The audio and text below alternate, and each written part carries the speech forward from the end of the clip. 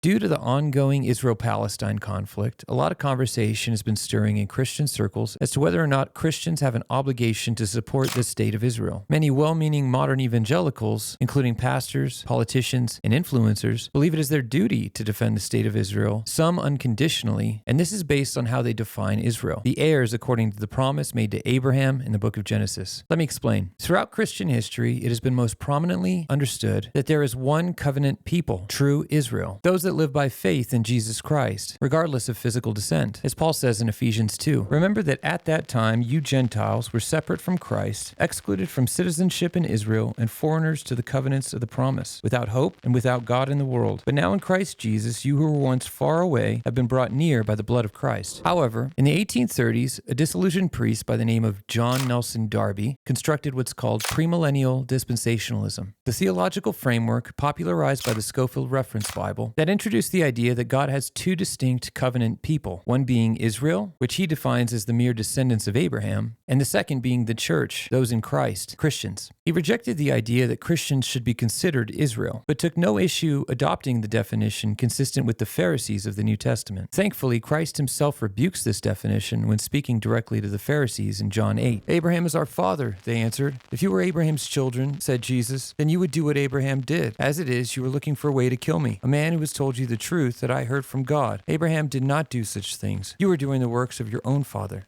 If God has two covenant people, as Darby asserts, why does Jesus explain otherwise when speaking to the Jews in John chapter 10? I have other sheep that are not of this sheep pen, Gentiles. I must bring them also. They too will listen to my voice, and there shall be one flock and one shepherd. Those that hold to the traditional view that Christians are true Israel will often be said to believe in replacement theology, a title meant to malign opposition. But what this fails to understand is that God's people have always lived by faith, from the Old Testament to the New. As it is said, Abraham's righteousness was credited to him by faith. And although he lived prior to Christ's coming, he was saved by his blood. This means that Christians who live by faith are Abraham's true descendants, Jew and Gentile alike. So in conclusion, yes, Christians have an obligation to support Israel, but not the state that calls itself Israel.